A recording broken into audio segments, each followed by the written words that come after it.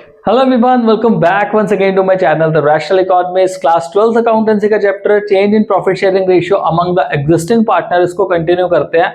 और आज की इस वीडियो में एक बहुत ही ज्यादा इंपॉर्टेंट टॉपिक हम लोग डिस्कस करेंगे जिसका नाम है रीवैल्यूएशन अकाउंट। रीवैल्यूएशन अकाउंट सिर्फ इसी चैप्टर में यूजफुल नहीं है, ये अगले आने वाले कुछ चैप्टर्स जैसे admission, retirement, death of the partner, इन सभी चैप्टर्स में जो बहुत ज्यादा यूजफुल है। So without wasting time video को शुरू करते हैं। चैनल को सब्सक्राइब कर लेना और बेल आइकन को प्रेस कर लेना ताकि आपको लेटेस्ट वीडियो की नोटिफिकेशन साथ के साथ मिलते रहे। So let's start with the video.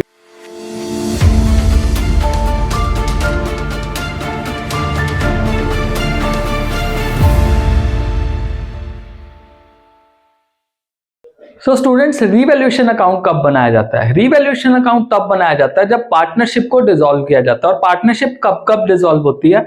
एक होती है पार्टनरशिप डिसॉल्व जब नए पार्टनर का एडमिशन होता है। हम मान के चलते हैं हमारे पास दो पार्टनर्स हैं, ए और बी, और ए और बी आपस में मिलकर डिसाइड करते हैं कि यार चलो सी को हम बिजनेस में एंटर कराते हैं।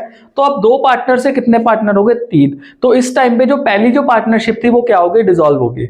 उसके बाद जब किसी पार्टनर की रिटायरमेंट होती है, मान लो इनमें से अब बी डिसाइड करता है कि भाई मेरे को रिटायर होना, मेरी उम्र हो चुकी है, तो at the end of the day बी यहां से निकल जाएगा। और बी निकला तो कौन बचा? ए और सी बचा। तो इससे पार्टनरशिप जो थी वो डिसॉल्व होगी। अगर मान लो किसी पार्टनर की डेथ हो जाती है, इस सिनेरियो में मान के चलते हैं बी की डेथ हो गई है और बी की डेथ हुई, ए और सी बचे, तब पार्टनरशिप डिसॉल्व हुई।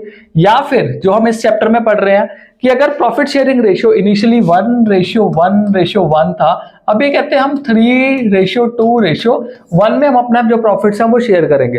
तो इस सिनेरियो में भी जो पार्टनरशिप है वो क्या हो जाती है? डिसॉल्व हो जाती है। फर्म ने डिसॉल्व हो रही है, यहाँ पे पार्टनर्स के बीच में आपस में जो रिलेशन है वो चेंज हो रहा है। तो उस टाइम पे हम रीवैल्यूएशन अकाउंट बनाते हैं। अब इसका मेजर पर्पस क्या होता है? इसका पर्पस होता है कि जो भी एसेट्स या लायबिलिटीज की वैल्यू में चेंजेस आ रहे हैं, चाहे एसेट्स की वैल्यू इंक्रीज हो रही है या एसेट की वैल्यू डिक्रीज हो रही है, लायबिलिटी की वैल्यू इंक्रीज हो रही है या लायबिलिटी की वैल्यू डिक्रीज हो रही है, उससे आने वाले चेंजेस और उससे होने वाले फायदे और नुकसान जो है वो पार्टनर्स के बीच में डिस्ट्रीब्यूट किए जाते हैं। या तो फायदा भी हो सकता है या नुकसान भी हो सकता है। आगे जाके आपको टॉपिक्स में और ज्यादा क्लियर हो जाएगा। और वो बांटना किस रेशियो में? This is an important point. वो ओल्ड प्रॉफिट शेयरिंग रेशियो में बांटना है। जैसे मान लो सपोज ए और बी और सी जो है वो 1:1 में प्रॉफिट शेयर कर रहे हैं, पुरानी रेशियो। अब ये डिसाइड करता है कि भाई मेरे को 3:1 में प्रॉफिट शेयर करना है। तो अगर मान लो आपने रीवैल्यूएशन का गेन और लॉस निकालना है और वो डिस्ट्रीब्यूट करना है, तो वो 1:1:1 में डिस्ट्रीब्यूट किया जाएगा, ना कि 3:1 में। That is called as the old ratio. अब पार्टनर्स डिसाइड कर सकते हैं कि भाई करना क्या क्या इसमें। रीवैल्यूएशन अकाउंट में दो चीजें हो सकती हैं, दो टाइप्स करनी है।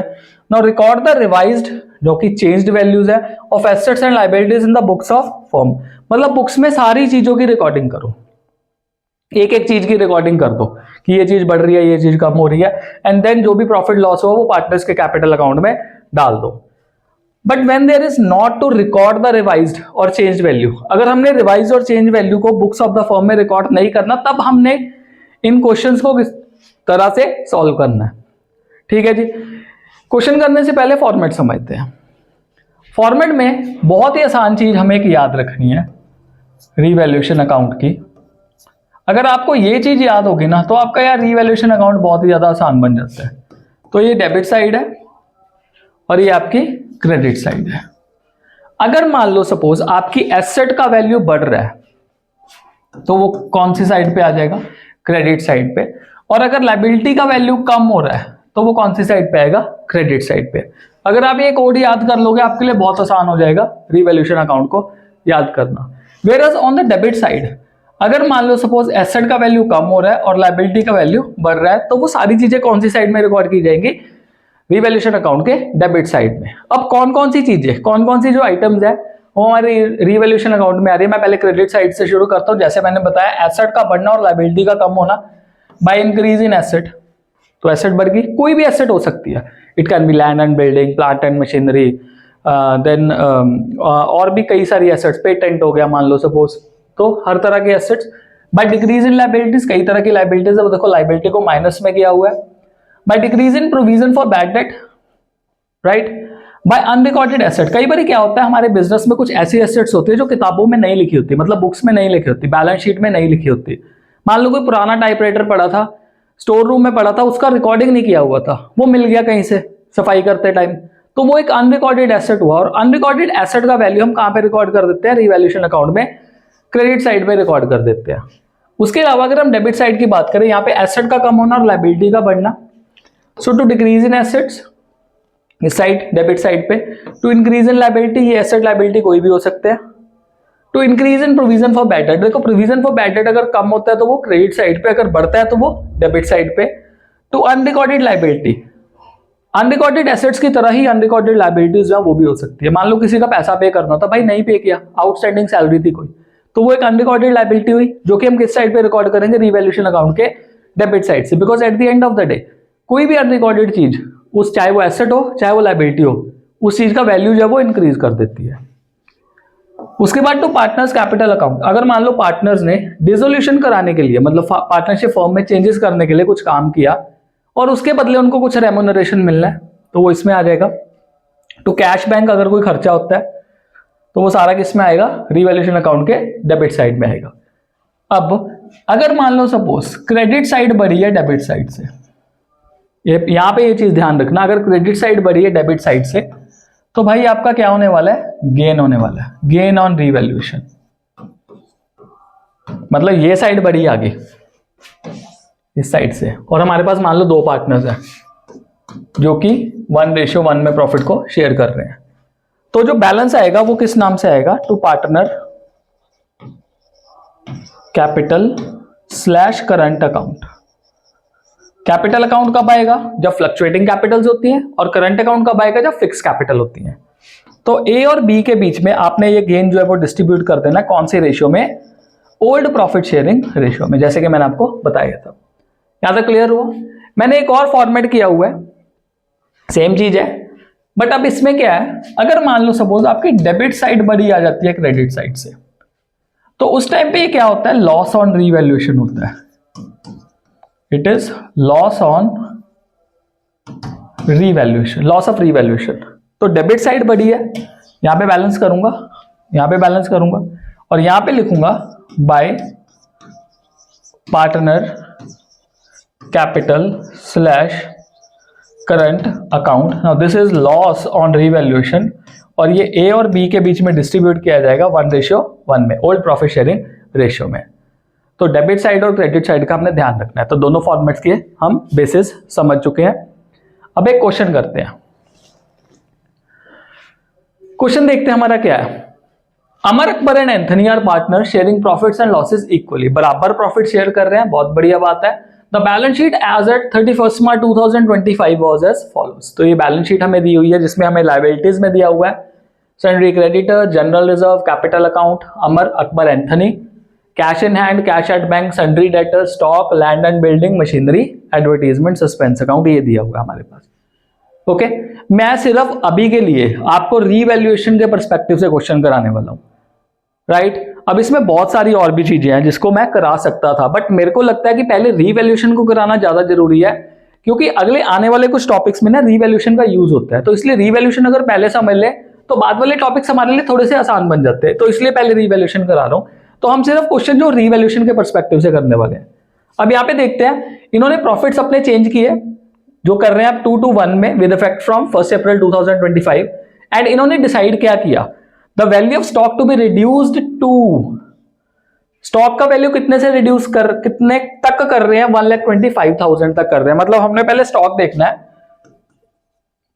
स्टॉक पहले कितने का था, 1,40,000 का था, पर अब स्टॉक का वैल्यू कितना कर रहे हैं, 1,25,000 कर रहे हैं। आप खुद सोचो, एसेट बढ़ी या कम हुई, एसेट का वैल्यू कम हुआ, डिक्रीज हो गया, क्योंकि पहले इनिशियली हमने बैलेंस शीट से यहां पे कंपेयर करना है।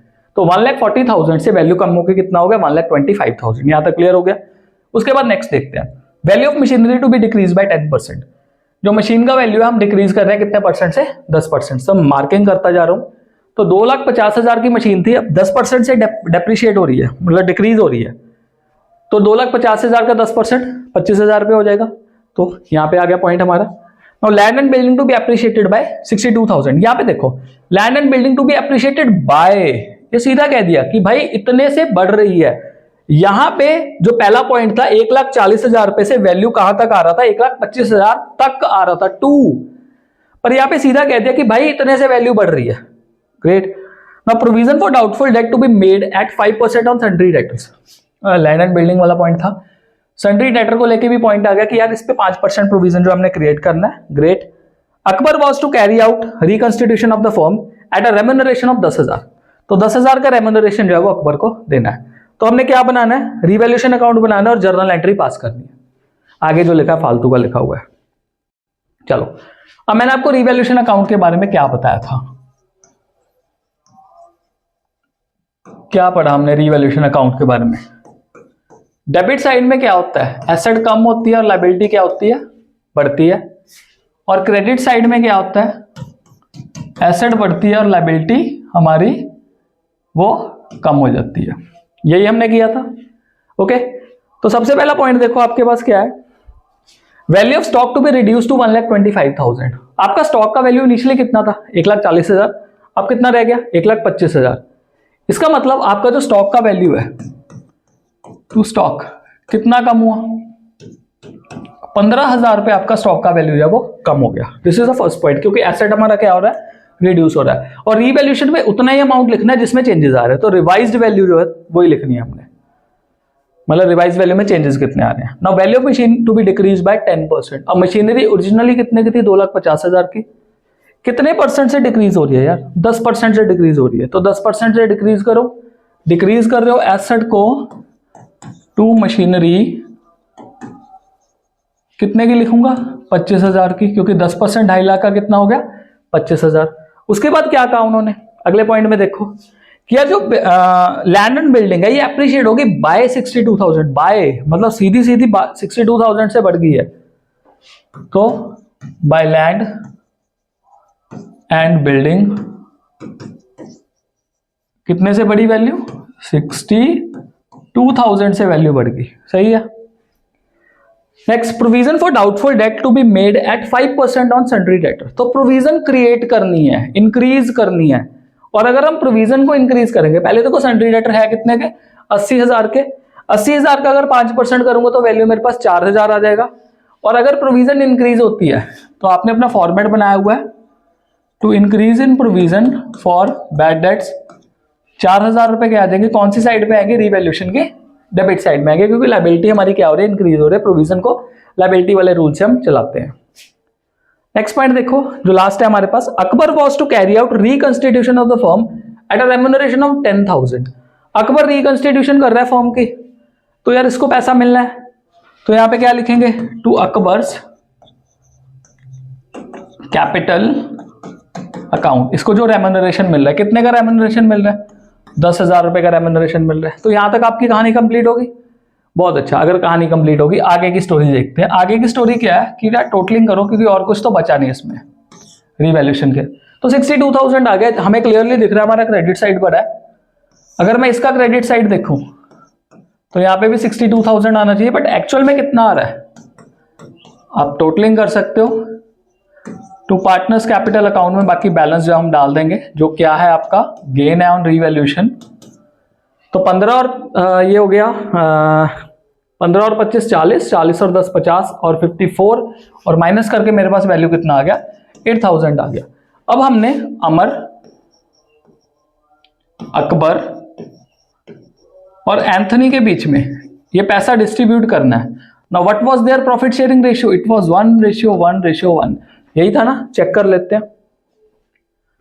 हाँ जी, प्रॉफिट इक्वली शेयर कर रहे थे। मैंने बताया था कि जो गेन है और लॉस है वो ओल्ड प्रॉफिट शेयरिंग रेशियो में हमने क्या करना है, डिस्ट्रीब्यूट करना है। सो 8,000 को 1:1:1 में डिस्ट्रीब्यूट करें तो ये 8,000 इंटू 1/3 ये आ जाएगा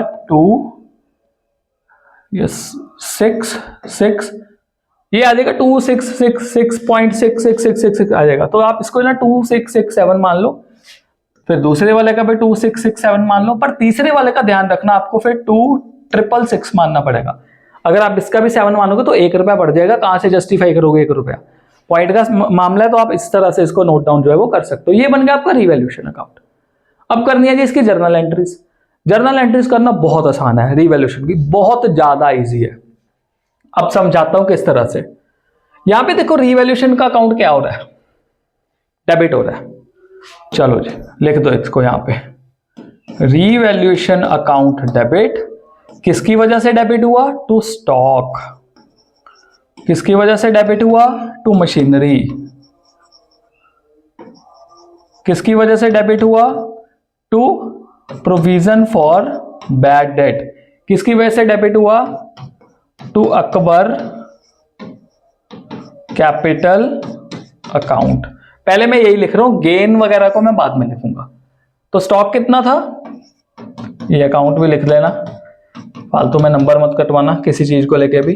15,000, 25,000, 4,000 और 10,000। टोटल मिला के देखो कितना वैल्यू बना हमारा, यहां पे बन गया हमारा 54,000। तो 15 और 25 40, 40 एंड 10 50, 54,000। तो 54,000 वैल्यू हमारा निकल आया। इस साइड पे आओ, इस साइड पे देखो रिवैल्यूएशन का खाता क्या हो रहा है, क्रेडिट हो रहा है। किसकी वजह से? Land and building. So entry क्या बनेगी आपकी, यहीं पे रिकॉर्ड कर रहा हूं, land and building account debit to revaluation account. कितने से? 62,000, 62,000। Got it? इजी रहा। अब फिर से जो हमारा लास्ट पॉइंट बच गया, इसमें भी देखो रिवैल्यूएशन अकाउंट क्या हो रहा है, डेबिट हो रहा है। तो यहां पे भी मैं रिवैल्यूएशन अकाउंट को क्या करूंगा, डेबिट करूंगा। और क्रेडिट क्या हो रहा है? To Amar's capital account, to Amar capital account, to Akbar capital account, to Anthony capital account. तो 8,000 रुपीज, ये आ गया हमारा 2667, 2667 एंड 2666। ये वैल्यू हमारे पास निकल के आ गया, जिसमें हमने गेन को क्या कर दिया, पार्टनर्स में डिस्ट्रीब्यूट कर दिया। अब कुछ ना रूल समझाना आपको, ये रूल समझने के बाद आपको क्लियर हो जाएगा कि भाई हमने ये सारी चीजें की क्यों है, ऐसा क्यों किया है। ओके, तो +1 क्लास में हम लोग एक रूल पढ़ते हैं जिसमें हम देखते हैं एसेट्स अगर हमारी इंक्रीज होती हैं तो उनको क्या करते हैं, हम डेबिट करते हैं, ये मॉडर्न रूल था। और अगर डिक्रीज होती है तो उसको हम क्या करते हैं, क्रेडिट करते हैं। उसी तरह लायबिलिटीज अगर हमारी इंक्रीज हो जाती हैं तो इसको क्या किया जाता है, क्रेडिट। और अगर ये लायबिलिटीज डिक्रीज हो जाती हैं तो इनको क्या किया जाता है, डेबिट। और कैपिटल भी देख लेते हैं, कैपिटल अगर हमारी इंक्रीज होती है या डिक्रीज होती है, इंक्रीज होती है तो इसको करते हैं क्रेडिट, और डिक्रीज होती है तो इसको करते हैं डेबिट। तो इन रूल के बेसिस पे हमारी जो एंट्रीज है वो बनती है। अब देखो लैंड एंड बिल्डिंग का वैल्यू बड़ा था ना 62,000 से, तो land and building is an asset. Asset अगर हमारी इंक्रीज हो रही है तो भाई इसको क्या करेंगे, डेबिट करेंगे। डेबिट किया किसमें, रिवैल्यूएशन में। ओके, अब यहां पे रिवैल्यूएशन का अकाउंट क्या हो रहा है, क्रेडिट। किसकी वजह से, लैंड एंड बिल्डिंग की वजह से। यहां तक समझे। उसके बाद आप एक चीज देखो, स्टॉक का वैल्यू कम हुआ था, मशीन का वैल्यू कम हुआ था, दोनों की दोनों चीजें क्या है, हमारी एसेट है। और एसेट अगर कम होती है उसको क्या करते हैं, क्रेडिट करते हैं। किया क्रेडिट हमने एंट्री में, और फिर एंट्री के हिसाब से हमने पोस्टिंग कर दिया लेजर में। Then provision for bad debt, provision for bad debt हमारा लायबिलिटी के रूल से चल रहा है, इंक्रीज हुआ क्योंकि हमने क्रिएट किया, क्रेडिट किया, समझे। अब कैपिटल पे आ जाओ, अगर हम किसी पार्टनर को पैसा दे रहे हैं, अब गेन हुआ, अब यार गेन होने से पार्टनर का कैपिटल बढ़ेगा या कम होगा, क्लियरली उनका कैपिटल बढ़ेगा। अब अगर उनका कैपिटल बढ़ रहा है तो भाई उसको क्या किया, क्रेडिट कर दिया। अगर उसको रेम्यूनरेशन पे कर रहे हैं तो यार उसको फिर से तो क्रेडिट करना पड़ेगा ना, क्योंकि उसका कैपिटल बढ़ेगा रेम्यूनरेशन के साथ। यार बहुत आसान से रूल है, कोई भी जर्नल एंट्री याद नहीं करनी होती, आपके पास बेसिक से ट्रिक्स होते हैं, ट्रिक्स पढ़ लो, जर्नल एंट्री खत्म, वहीं पे खत्म। ये हो गया आपका क्लियर। चलो जी नेक्स्ट देखते हैं। अब इसमें क्या कह रहे हैं, जब फर्म डिसाइड करते हैं कि भाई हमने चेंज नहीं करनी वैल्यूज एसेट्स और लायबिलिटीज की in the books of the firm, same value जो पहले थी वही चलेंगी। अब उसमें क्या करना होता है, क्वेश्चन के थ्रू देखते हैं। Now A B C R sharing profits and losses in the ratio 2:1। They decided to share profits with effect from 1st April 2024 in the ratio 5, 3 and 2. They also decided not to change the value। भाई उतावले होके ये मत कह देना कि यार change हो रही है वैल्यूज, यहाँ पे नॉट लिखा हुआ है। And liabilities in the books of accounts, the book value and revised value of assets and liabilities as on date of change were as follows। तो ये वैल्यूज हमें दी हुई हैं, ये एसेट्स और कुछ लाइबिलिटीज का वैल्यू दिया है। Pass the adjustment entry, adjustment entry pass करके आपने वैल्यू जो है वो निकालना है। तो इसमें क्या करना है हमने, अगर मैं रिवैल्यूएशन बनाऊं तो रिवैल्यूएशन से भी वैल्यू सेम आ जाएगी, but the thing what we will have to do in this, now step number 1 में हमने नेट इफेक्ट निकालना है। हमने कुछ चीजें ऐड करनी है और कुछ चीजें हमने क्या करनी है, लेस करनी है। अगर आपको ना एक ट्रिक बताऊं तो बहुत आसान है। रिवैल्यूएशन अकाउंट के क्रेडिट साइड में आने वाली चीजें आपने ऐड करनी होती हैं और रिवैल्यूएशन अकाउंट के डेबिट साइड में आने वाली चीज आपने क्या करनी होती है, माइनस करनी होती है। तो रिवैल्यूएशन के क्रेडिट वाली साइड पे कौन सी चीज आती है, एसेट की बढ़ी हुई चीज और लायबिलिटीज की कम हुई चीज। तो आपने ध्यान रखना है कि अगर एसेट बढ़ रही है और लायबिलिटी कम हो रही है तो आपने ऐड कर देना है, वेयर अगर एसेट कम हो रही है और लायबिलिटी बढ़ रही है तो आपने क्या कर देना, उसको लेस कर देना है। तो चलो पहला देखते हैं मशीनरी। पहले कितने का था, 2.5 लाख का, अब कितना वैल्यू है, 3 लाख रुपए वैल्यू है। तो बताओ वैल्यू बढ़ा या कम हुआ, बढ़ गया। अभी बताया आपको अगर एसेट बढ़ती है तो उसको क्या करो, ऐड कर दो। तो पहला पॉइंट आ गया, इंक्रीज इन मशीनरी। कितने से बढ़ा वैल्यू, 50,000 रुपए से बढ़ गया। उसके बाद नेक्स्ट देखो कंप्यूटर। कंप्यूटर पहले कितने के थे, 2 लाख के, अब 2 लाख से कंप्यूटर कितने का हो गया, 1,75,000 का। इसका मतलब एसेट का वैल्यू कम हो गया। और वही बात आपको बताई, अगर एसेट का वैल्यू कम हो जाए तो आपने उसको क्या करना है, लेस कर देना। तो decrease in computer we will subtract, तो -25,000, तो ये माइनस कर रहा हूं यहाँ पे। नेक्स्ट वन देखो, सन्ड्री क्रेडिटर्स। पहले कितने के थे, 90,000, अब कितने के रिवाइज वैल्यू 75,000। इसका मतलब लायबिलिटी कम हुई, हमारी लायबिलिटी कम हुई है। तो डिक्रीज इन सन्ड्री क्रेडिटर्स कितने से कम हुई, 15,000 से। तो 15,000 को मैं ऐड वाली साइड पे लिख दूंगा। उसके बाद आउटस्टैंडिंग एक्सपेंस, स्टार्टिंग में कितने थे हमारे, 15,000 के, उसके बाद कितने हो गए, 25,000 के। इसका मतलब आउटस्टैंडिंग एक्सपेंस बढ़ गए, दैट मीन्स लायबिलिटी बढ़ी है। तो increase in outstanding expense, liability बढ़ गई, कितने से बढ़ी, 10,000 रुपए से। तो यहाँ पे मैं माइनस करूंगा। तो अगर इसको सॉल्व करूं तो लेट्स सी कितना नेट इफेक्ट बन रहा है। तो ये मेरे पास 30,000 रुपीज आ रहा है, 30,000 रुपीज मेरा नेट इफेक्ट आ गया। प्लस में आया, दैट मीन ये क्या है, गेन है। अगर आप रिवैल्यूएशन भी बनाते तो गेन आता आपका 30,000 रुपीज का। और गेन को हम क्या करते थे, मतलब ओल्ड पार्टनर्स की ओल्ड प्रॉफिट शेयरिंग रेशियो में डिस्ट्रीब्यूट कर देते थे। बट इस केस में ऐसा नहीं करना, हमने यहाँ पे पास करनी है एक एडजस्टमेंट एंट्री। अब एडजस्टमेंट एंट्री को किस तरह से पास करना, तो एडजस्टमेंट एंट्री के लिए हमें अमाउंट चाहिए, एंट्री डालने का तरीका चाहिए कि कौन सी एंट्री डलेगी। तो एक एंट्री है जो डलती है एडजस्टमेंट एंट्री के टाइम पे इस केस में, that is gaining partner capital account debit to sacrificing partner. यहां पे मैं लिख रहा हूं gaining partner capital account debit to sacrificing partner, right. अब मेरे को गेनिंग रेशियो सैक्रिफाइसिंग रेशियो चाहिए। चलो सैक्रिफाइसिंग रेशियो का आपको फॉर्मूला समझाया था, वो क्या था, old ratio minus new ratio. तो हमारे पास 3 पार्टनर्स हैं, A B and C. Old ratio कितना है ए बी सी का, it is 2, 2 and 1। And new ratio कितना होने वाला है, न्यू रेशियो होने वाला है 5, 3 एंड 2। तो यहां पे अगर मैं टोटल देखूं 2 to 1 कितना हो गया, 5 हो गया, एंड 5, 3, 2 कितना हो गया, 10 हो गया। तो मैं इक्वेटिंग मेथड से कर रहा हूं, आप एलसीएम लेके भी इसको सॉल्व कर सकते हो। दोनों तरीके कराए हुए हैं, प्रीवियस वीडियोस में अवेलेबल हैं। तो 5 और 10 को बराबर करना है, तो मैं 5 को 2 से मल्टीप्लाई कर देता हूं और 10 को 1 से मल्टीप्लाई कर देता हूं और सर्कलिंग कर देता हूं। और 5 2 जा 10 एंड 10 1 जा 10 हो गया आपस में बराबर। रेशियो सिखाती है भाई किसी से भेदभाव नहीं करना, किसी भी तरीके का भेदभाव नहीं करना। अगर आप 2 को 5 से मल्टीप्लाई कर रहे हो तो 2 को लेफ्ट हैंड साइड वाली सभी वैल्यू से आप मल्टीप्लाई करो। मतलब 2 को 2 से मल्टीप्लाई करो, यहाँ पे कितना आ जाएगा 4, फिर 2 को 2 से मल्टीप्लाई करो, कितना आ जाएगा 4, और 1 को 2 से मल्टीप्लाई करो, कितना वैल्यू आ जाएगा, 2 आ जाएगा। उसके बाद इन वैल्यूज को भी 1 से मल्टीप्लाई करो, इस वाली वैल्यू मतलब सामने वाली वैल्यू से। सो 5 यहाँ पे आ गया, यहाँ पे आ गया आपका 3 और यहाँ पे आ गया आपका 2।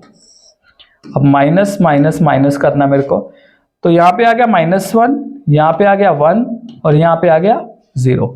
देखो जो माइनस वाला आया -1, ये बंदा गेन कर रहा है, इसका एक्चुअल वैल्यू है -1/10, क्योंकि 10 जो है यहाँ पे आया, ये देखो ये वाला 10।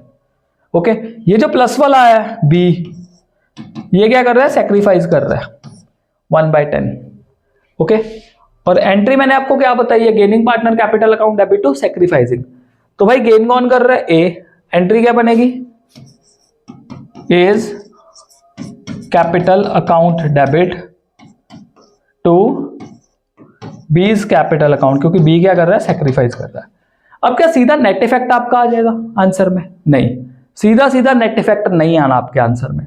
आपके आंसर में क्या वैल्यू आएगा, ये आप 30,000 को जो उसका सैक्रिफाइसिंग शेयर है दैट इज 1/10 उससे मल्टीप्लाई कर दो 1/10, तो आपका वैल्यू कितना आ गया, 3,000 वैल्यू आ गया। तो यहां पे आप मेंशन कर देना बीज सैक्रिफाइस कितने का है, 3,000 का। तो बी को 3,000 रुपए मिलेंगे किससे, अब एक ही बंदा गेन कर रहा है तो वही सारा पैसा देगा। अगर मान लो सी भी गेन करता होता तो सी भी कुछ हिस्सा देता, तो यहाँ पे जो बी गेन कर रहा है, ए गेन कर रहा है, तो ए पूरा का पूरा 3,000 रुपए किसको पे करेगा, बी को पे करेगा।